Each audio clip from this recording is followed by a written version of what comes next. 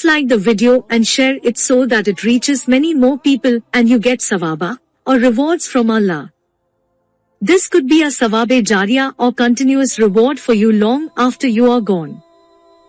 Volume 7, Book 62, number 135. Narrated by Jabir.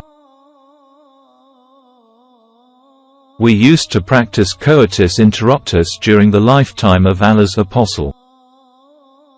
Volume 7, Book 62, number 136. Narrated by Jabir. We used to practice coitus interruptus while the Quran was being revealed. Jabir added, we used to practice coitus interruptus during the lifetime of Allah's Apostle while the Quran was being revealed. Volume 7, Book 62, number 137. Narrated by Abu Sa'id al-Khudri. We got female captives in the war booty and we used to do coitus interruptus with them. So we asked Allah's Apostle about it and he said, do you really do that? Repeating the question thrice. There is no soul that is destined to exist but will come into existence, till the day of resurrection. Volume 7, Book 62, number 138. Narrated by Al-Qasim. Aisha said that whenever the Prophet intended to go on a journey, he drew lots among his wives, so as to take one of them along with him. During one of his journeys the lot fell on Aisha and Hafsa. When night fell the Prophet would ride beside Aisha and talk with her. One night Hafsa said to Aisha, won't you ride my camel tonight and I ride yours, so that you may see me, and I see you, in new situation.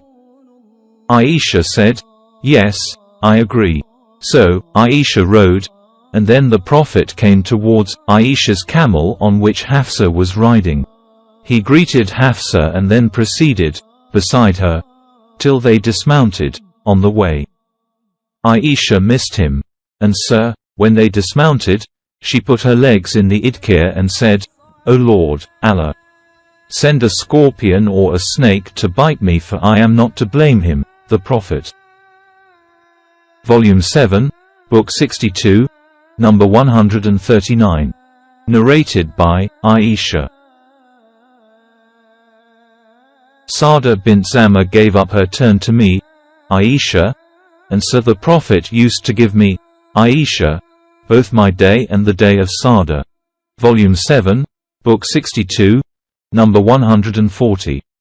Narrated by Anas. The tradition of the Prophet is that if someone marries a virgin and he has already a matron wife with him, then he should stay with the virgin for 7 days. And if someone marries a matron, and he has already a virgin wife with him, then he should stay with her for 3 days. Volume 7, Book 62, number 141. Narrated by Anas. It is the Prophet's tradition that if someone marries a virgin and he has already a matron wife, then he should stay for 7 days with her, the virgin, and then by turns. And if someone marries a matron and he has already a virgin wife, then he should stay with her, the matron, for 3 days, and then by turns. Volume 7, Book 62, number 142. Narrated by Anas bin Malik. The Prophet used to pass by, have sexual relation with all his wives in one night, and at that time he had 9 wives. Volume 7, Book 62, number 143. Narrated by Aisha. Whenever Allah's Apostle finished his Asr prayer, he would enter upon his wives and stay with one of them. One day he went to Hafsa and stayed with her longer than usual. Volume 7, Book 62, number 144. Narrated by Aisha. That during his fatal ailment, Allah's apostle used to ask his wives, "Where shall I stay tomorrow? Where shall I stay tomorrow?" He was looking forward to Aisha's turn. So all his wives allowed him to stay where he wished. And he stayed at Aisha's house till he died there. Aisha added, "He died on the day of my usual turn at my house. Allah took him unto him while his head was between my chest and my neck, and his saliva was mixed with my saliva." Volume 7, Book 62, number 145. Narrated by Ibn Abbas. That Umar entered upon Hafsa and said, "O my daughter, do not be misled by the manners of her who is proud of her beauty because of the love of Allah's apostle for her." By her, he meant Aisha. Umar added, "Then I told that to Allah's apostle and he smiled on hearing that." Volume 7, Book 62, number 146. Narrated by Asma.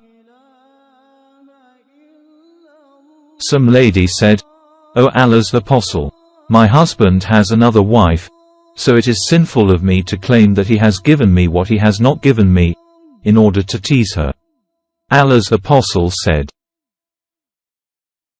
"The one who pretends that he has been given what he has not been given, is just like the false one who wears two garments of falsehood."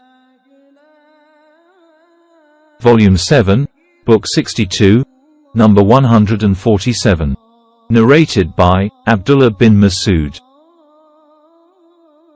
The Prophet said, "There is none having a greater sense of ghira than Allah. And for that he has forbidden the doing of evil actions, illegal sexual intercourse, etc. There is none who likes to be praised more than Allah does." Volume 7, Book 62, number 148. Narrated by Aisha. Allah's apostle said, "O followers of Muhammad, there is none who has a greater sense of ghira, self-respect, than Allah, so he has forbidden that his slave commits illegal sexual intercourse or his slave girl commits illegal sexual intercourse. O followers of Muhammad, if you but knew what I know, you would laugh less and weep more." Volume 7, Book 62, number 149. Narrated by Asma. I heard Allah's apostle saying, "There is nothing, none, having a greater sense of ghira, self-respect, than Allah." And narrated Abu Hurairah that he heard the Prophet saying the same. Volume 7, Book 62, number 150. Narrated by Abu Hurairah. The Prophet said, "Allah has a sense of ghira, and Allah's sense of ghira is provoked when a believer does something which Allah has prohibited." Volume 7, Book 62, number 151. Narrated by Asma bint Abu Bakr. When Az Zubair married me, he had no real property or any slave or anything else except a camel which drew water from the well, and his horse. I used to feed his horse with fodder, and drew water and sew the bucket for drawing it, and prepare the dough, but I did not know how to bake bread.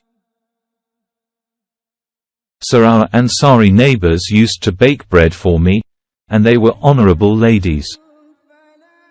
I used to carry the date stones on my head from Zubair's land given to him by Allah's apostle, and this land was 2/3 farsakh, about 2 miles, from my house. One day, while I was coming with the date stones on my head, I met Allah's apostle along with some Ansari people. He called me and then, directing his camel to kneel down, said, "Ik, ik," so as to make me ride behind him, on his camel.